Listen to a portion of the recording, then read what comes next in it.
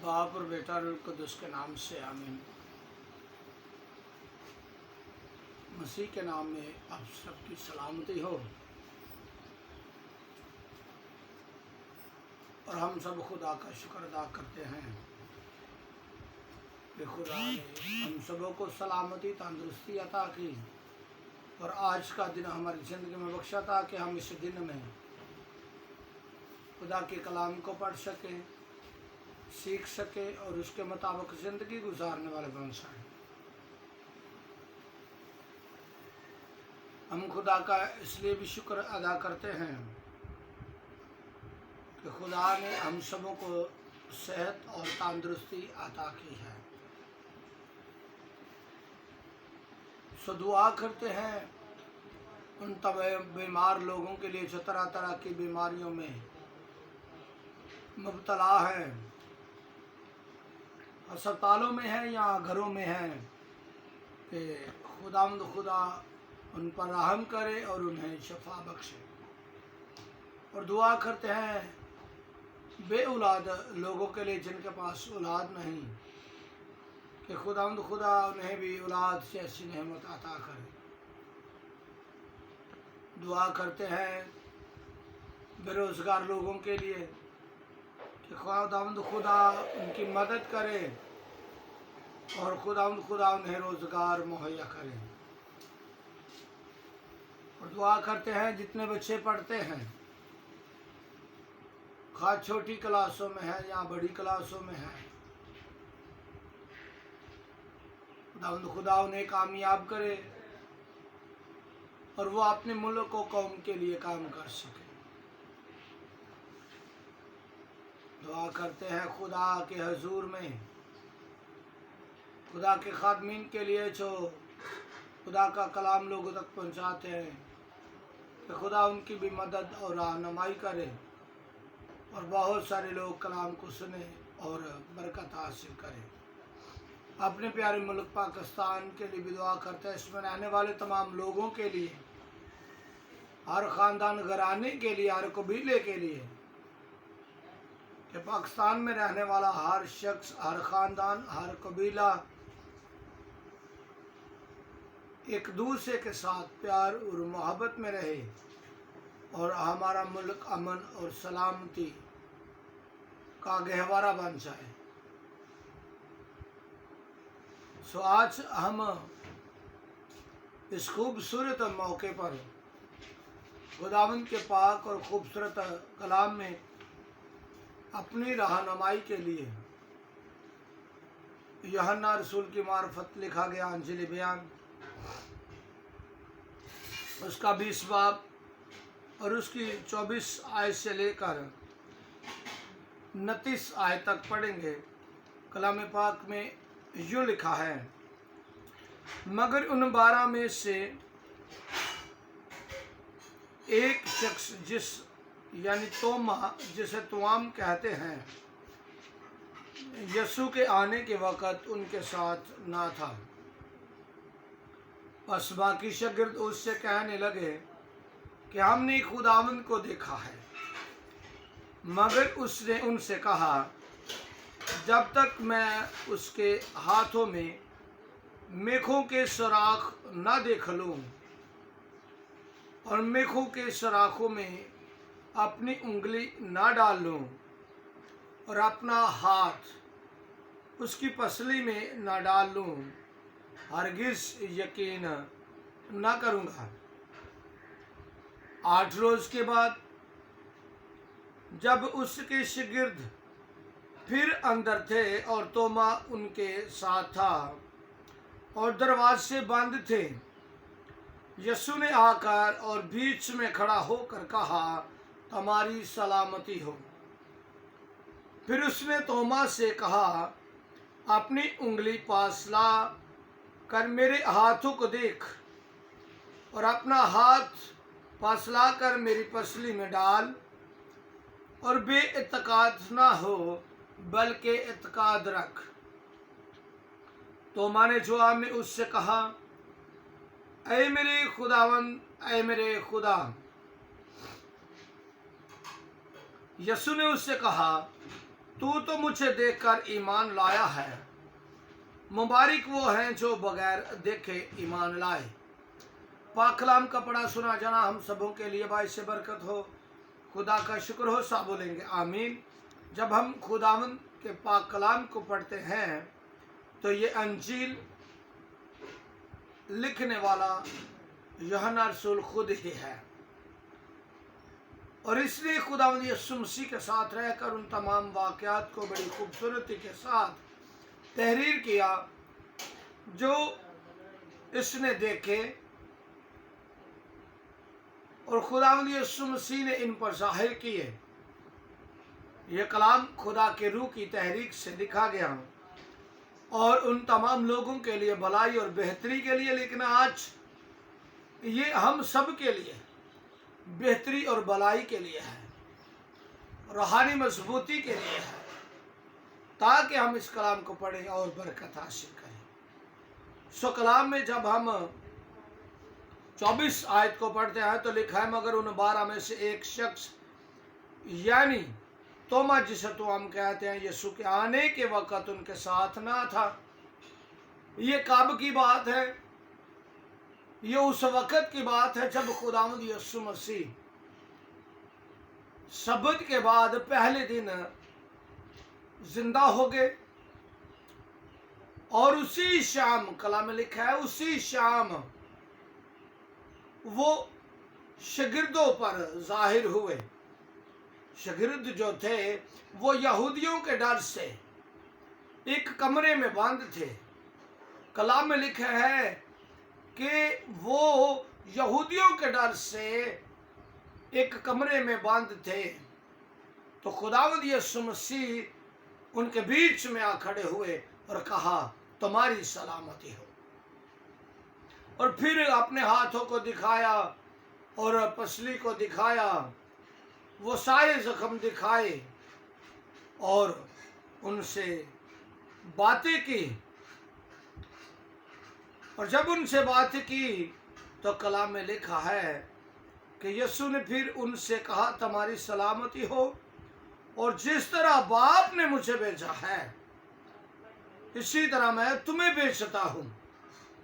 ये उस वक़्त की बात है, उसी शाम की बात है जब खुदावंद यीशु मसीह शागिर्दों पर जाहिर हुए थे, सब्त के बाद पहले दिन।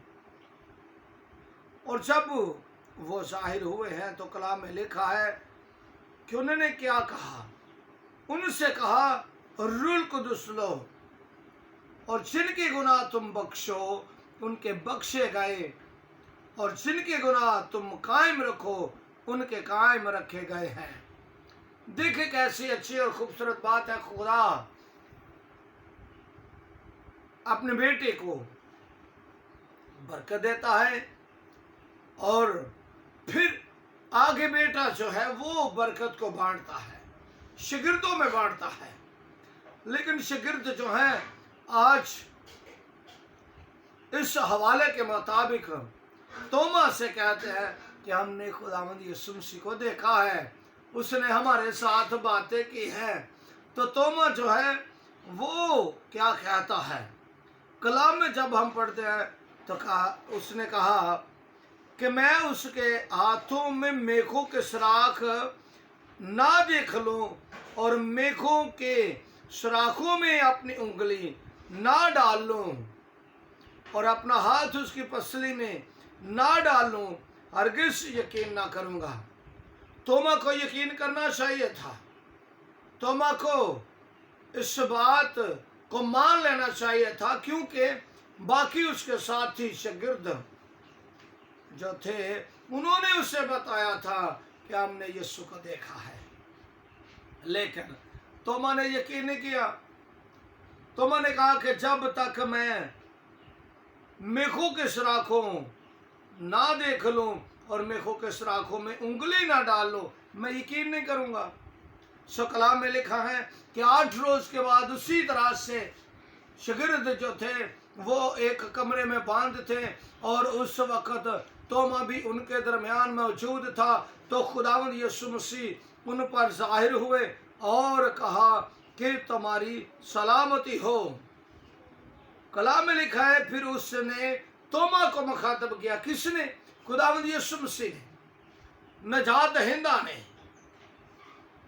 दुनिया के मालिक खुदावंद यीशु मसीह जो अबदी बादशाह है। सो खुदावंद यीशु मसीह ने तोमा से कहा, अपनी उंगली पास लाकर मेरे हाथों को देख और अपना हाथ पास लाकर मेरी पसली में डाल। खुदावंद यीशु मसीह खुद वहां पर आए हैं और बीच में खड़े होकर उनकी सलामती चाहिए और फिर तोमा को मुखातब किया कि तू क्या कर, अब भाई मेरे पास आ। तोमा के बारे में खुदावंद यीशु मसीह सब कुछ जानता है। तोमा के बारे में खुदावंद यीशु मसीह सब कुछ जान गया था। वो हमारी भी रग रग और नस नस से वाकिफ है, क्योंकि कलाम में लिखा है कि खुदावंद यीशु मसीह ने शिगिर्दों से कहा कि आसमान और जमीन का कुल इख्तियार मुझे दिया गया है। सो वो हमारी हकीकत से वाकिफ है, वो हमारे ख्यालों से भी वाकिफ है, वो इरादों से वाकिफ है और तोमा के भी वाकिफ थे।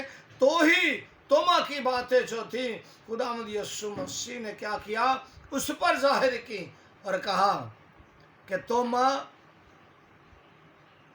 मेरे पास आ और अपनी उंगली पास लाकर मेरे हाथों को देख और अपना हाथ पास लाकर मेरी पसली में डाल। तो और बेअतकाद ना हो बल्कि इत्काद रख, ईमान रख। कलाम में लिखा है, तो मैंने जवाब में उससे कहा, ऐ मेरे खुदावंद, ऐ मेरे खुदा।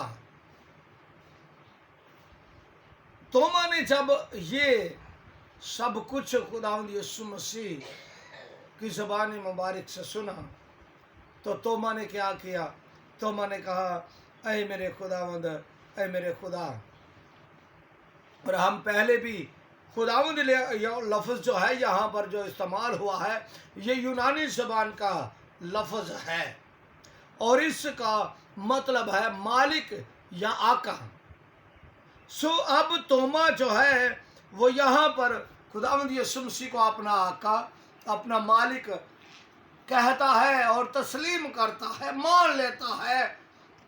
सो खुदावंद के कलाम में जब हम पढ़ते हैं तो खुदावंद यीशु मसीह ने उससे कहा, तू तो मुझे देकर ईमान लाया है। ऐ तोमा, जब मैं तेरे पास यहाँ सामने तेरे खड़ा हूँ तो तू तो अब मुझे आका और मालिक कह रहा है, मुझे अपना निजात देंदा तस्लीम कर रहा है। मुबारक वो हैं जो बगैर देखे ईमान लाए। तुझे चाहिए था तो जब तुझे शिगिर्दों ने बताया, तेरे साथियों ने बताया, जब दूसरे लोगों ने तुझे बताया तो तू उसी वक्त यकीन करता। तुझे चाहिए था कि तू यकीन करता, लेकिन मुबारक वो हैं जो बगैर देखे ईमान लाए। अब ये बगैर देखे ईमान लाने वाले कौन लोग हैं? खुदा के कलाम के मुताबिक बगैर देखे ईमान लाने वाले लोग हम सब हैं जो नए अहदनामा के लोग हैं, जो खुदावंद यीशु मसीह को बगैर देखे ईमान लाए। लेकिन हमारा ईमान, भरोसा और यकीन है कि खुदावंद यीशु मसीह ही हमारा नजात देंदा है। हमारा ही नहीं बल्कि तमाम कबीलों का, तमाम उम्मतों का, तमाम बनी नौ इंसान का खालिक और मालिक है। वही हम सब को बचाने वाला है, वही हम सबको हर तरह की अच्छी और खूबसूरत नेमतें अता करने वाला है। क्योंकि हम खुदा के पाक कलाम को जब सीखते हैं तो लिखा है कि तुम्हारा नकमा चाल चलन जो बाप दादा से चला आता है उससे खलासी फानी चीज़ों से नहीं हुई, सोने चांदी से नहीं हुई, बल्कि खुदावंद यीशु मसीह के बेअब बरे के बेशकीमत खून के सबब से हुई है। सो खुदावंद यीशु मसीह ने हम सब के लिए अपनी जान का नजराना दिया, मेरे लिए नहीं, यहाँ पर बैठे हुए लोगों के लिए नहीं, बल्कि तमाम बनी नौ इंसान के लिए। सो हमने क्या करना है? खुदावंद यीशु मसीह पर ईमान रखते हुए उससे अपना नजात देंदा तस्लीम करना है और खुदा के कलाम के मुताबिक ज़िंदगी गुजारनी है। खुदावंद आज के कलाम के वसीला से हम सबको बहुत ज़्यादा बरकत बख्शे और कलाम पर अमल करने की तौफीक अता करे, ताकि हम अच्छे और लायक तौर पर ईमानदारी और फरमाबरदारी में रहकर खुदा के कलाम को कबूल करें। खुदावंद हम सबको बड़ी बरकत बख्शे। आमीन।